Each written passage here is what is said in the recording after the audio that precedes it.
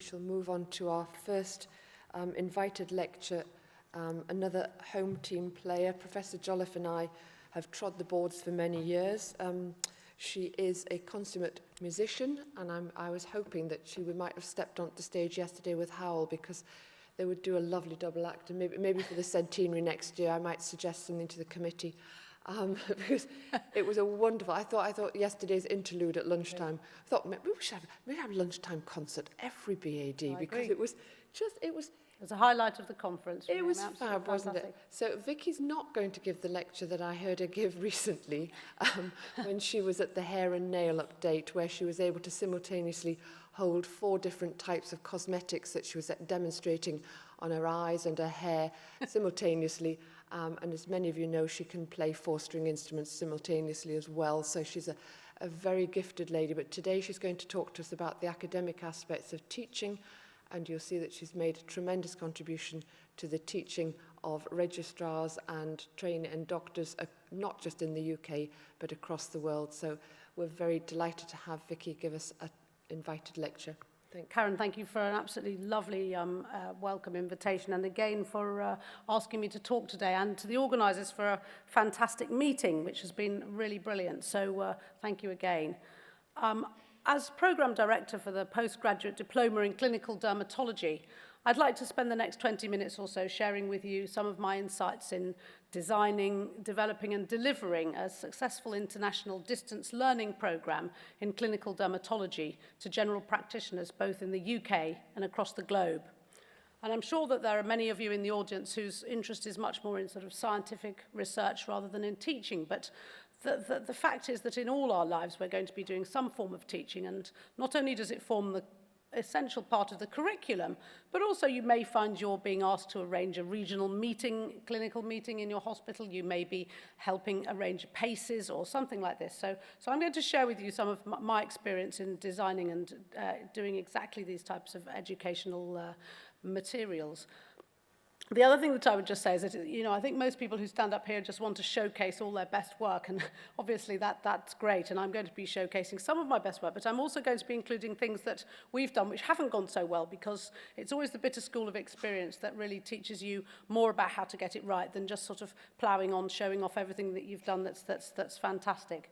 So this is the work which I've been paid for as an educationalist. So I was incredibly lucky that when I sort of came out of the training factory with my CCST, this coincided with Professor Irene Lee and Dr. Michael Klaber looking for a programme director for their newly started course, which was a year-long distance learning course based at Queen Mary University for general practitioners, and really it had come to plug that gap of the knowledge base for general practitioners. So we know that they see 25% of their workload is patients with skin disease, and if they're lucky they'll get 2 weeks at undergraduate level as teaching in dermatology. So there's a big mismatch here, and this was the sort of remit of this programme. And when we started, there were under 10 students, all UK GPs, and we every week used to have a bit of a panic and put photocopied articles and a little bit of written text in a brown envelope and send it off with an audio CD, and most of you are probably too young to remember what an audio CD looked like, and that was the sort of blended learning that we were offering. And I'm really proud to say that over the 15 years since I've been a programme director, our course numbers have rocketed, as you can see, and we now have 200 students a year spread across the globe. So this has really expanded, and it gives me great pleasure to see that from a little tiny hub in Queen Mary University in the East End of London, we've sort of spread out all our teaching sort of globally, and our students will then teach other students, they'll teach other doctors, and so the impact of this is wide-reaching. I'd also just like to point out that our income was nearly £6 million over the last 5 years, and I think if you are thinking of setting up a programme such as this, you should really develop a good business head, and also just make sure that you know exactly what's happening to that money, and try, if possible, to sort of ring-fence some of it for your own department, because that's been a learning curve for me, certainly.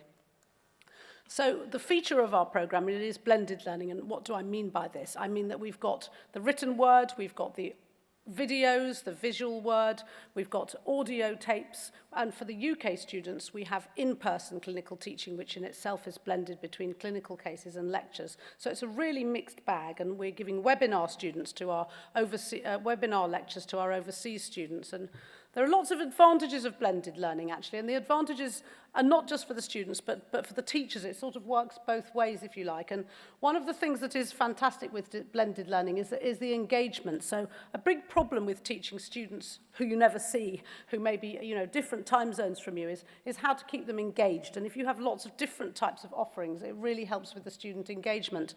Likewise, as a teacher, it makes it a lot more fun. One day you're suddenly making videos, the next day you're recording an audio or teaching on patients. So there's a lot of engagement for both sides of this.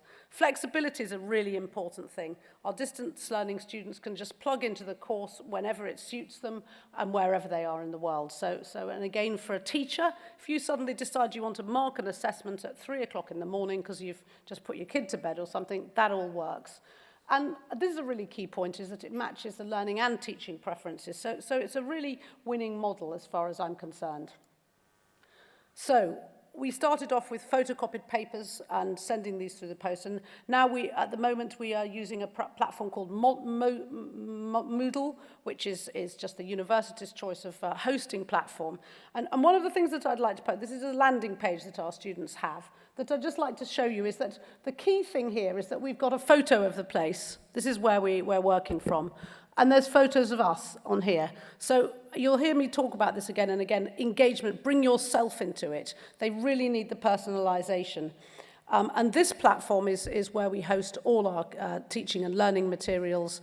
We have a Twitter feed here, which feeds into this and is also very good for our student learning. We have an online discussion forum for peer-to-peer student teaching, which we are moderating at a consultant level. And this is where the core learning materials are. And each weekly module is supplemented by a video library, an audio library, and a clinical picture library, as well as experiential evidence, such as clinical cases from our clinical practice, obviously with the appropriate consent.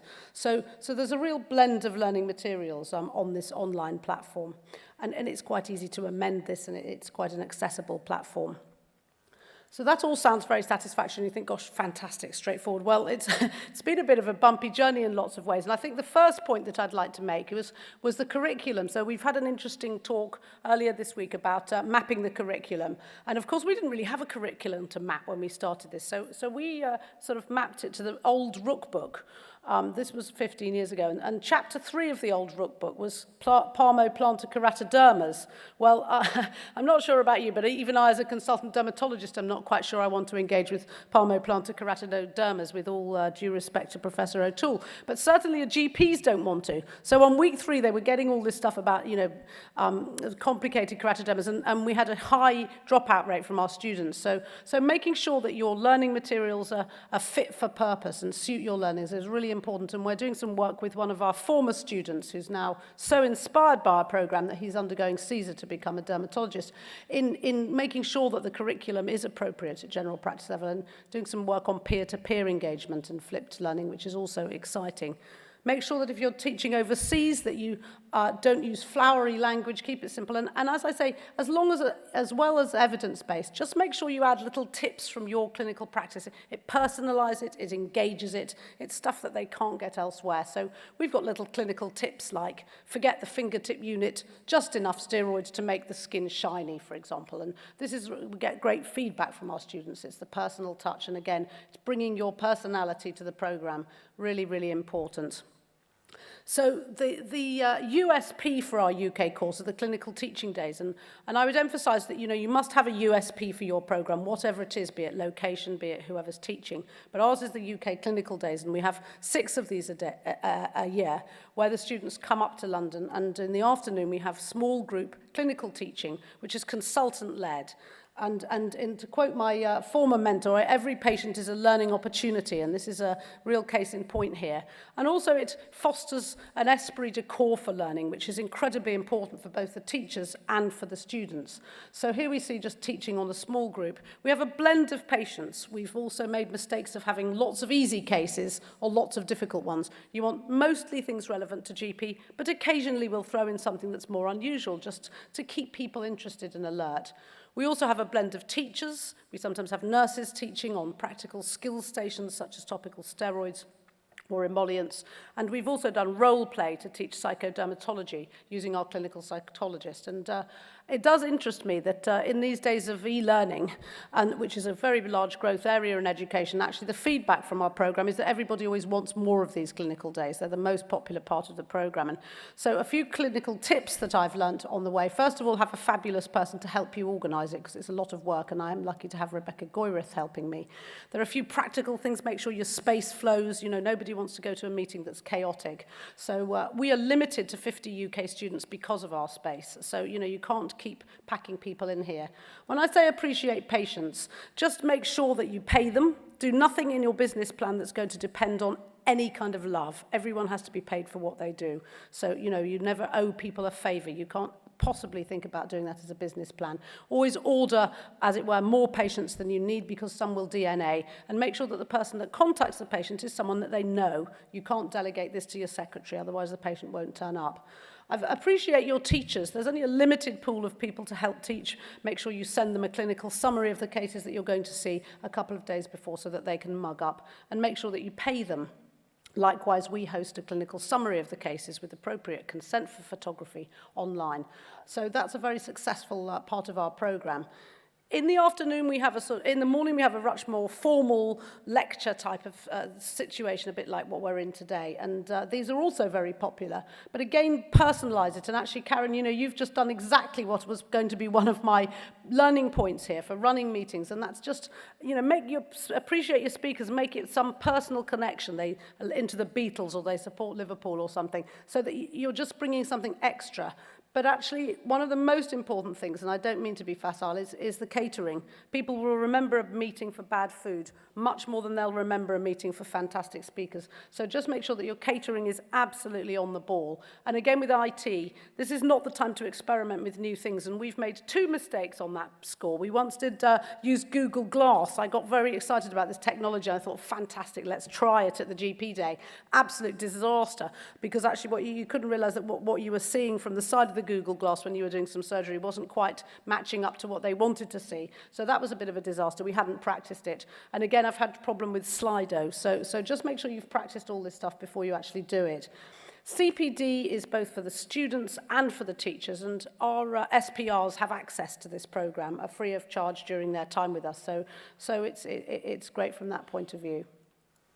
Make sure that you can get your program accredited, or think about whether you're going to badge this and the pros and cons of badging, to do with ownership, to do with the money that you're going to be, revenue that you're going to be creating. And also I would just say, you know, take this opportunity to do some research about teaching and publish on that. So sort of buy one, get one free. And we've done that quite a lot for our meetings, and it's great from the teaching point of view.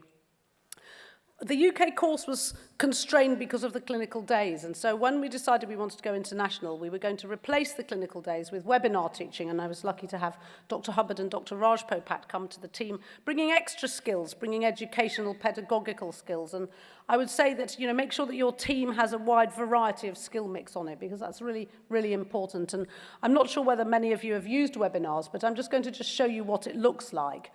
So this is what the learners see when they log in, and of course they can log in anywhere. And there's Ginny in her sitting room in Suffolk doing the presentation. So it's great for learners, again, flexibility for learners and teachers. I'll just give you a little clip of this, and you can see how it looks. But it takes a bit of a knack to deliver a webinar, because you've got no feedback. You can't see your students. They'll be typing in their questions along the side here, but you've got really no feel for it. So it's definitely a bit of a knack. I'll just give you a little clip of what it looks like.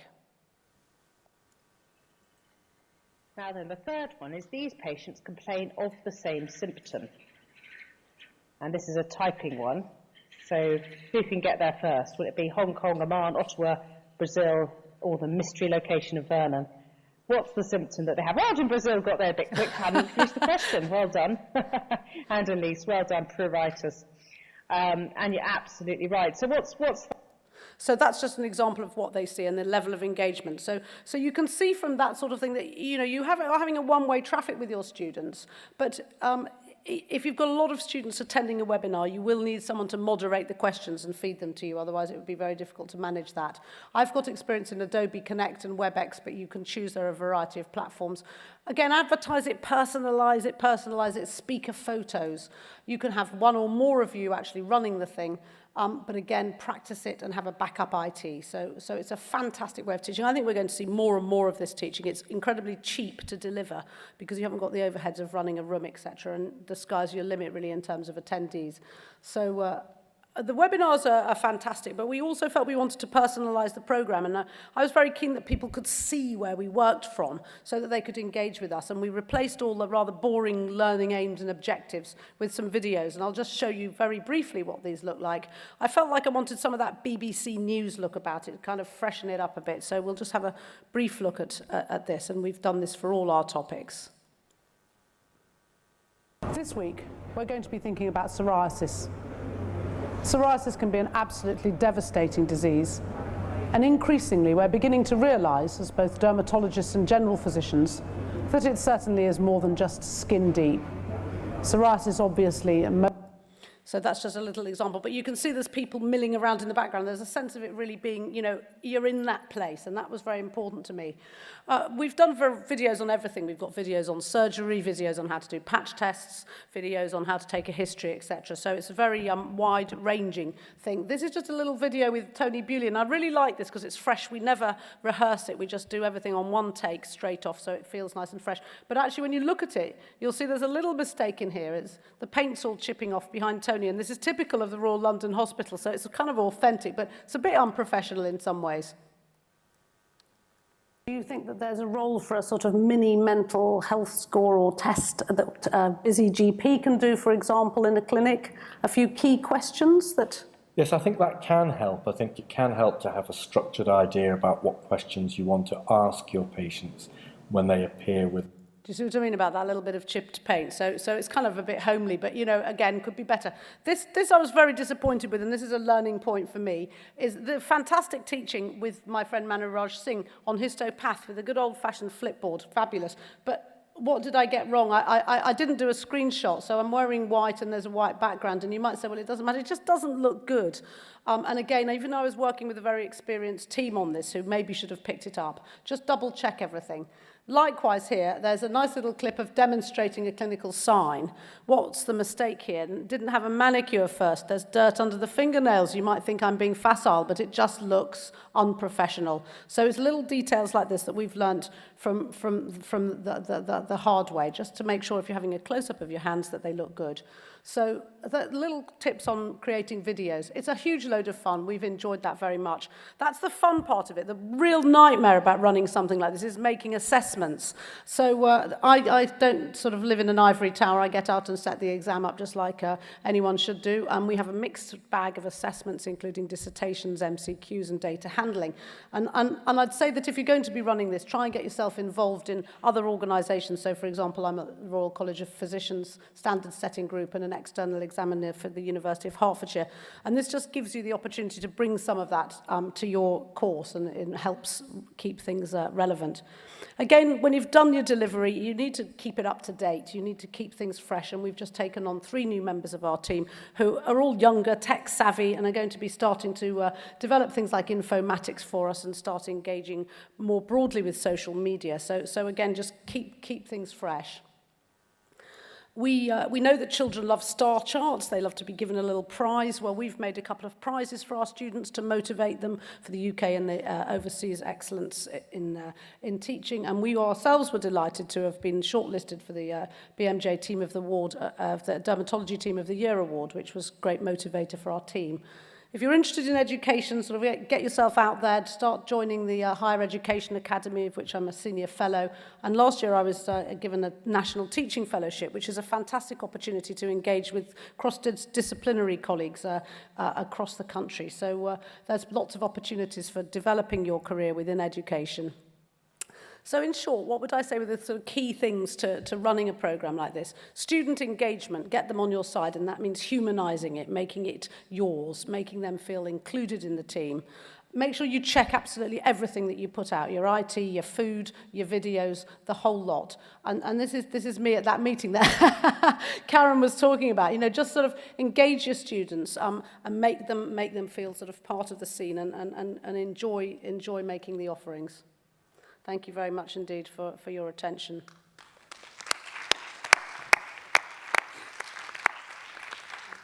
Vicky, thank you very much. That was really lovely. We've had a lot of fun, a lot of learning together, and having been a former GP and moved over, it's I remember doing the Cardiff diploma with the packets and the envelopes. I'm sure those from Wales who would remember stuffing the envelopes, and I know the Cardiff diploma has also evolved hugely and is really successful. It gives a British voice across the world to say we can really deliver good, high-quality education in a modern setting for those millennials and Generation X's out there. So thank you very much. Thank you.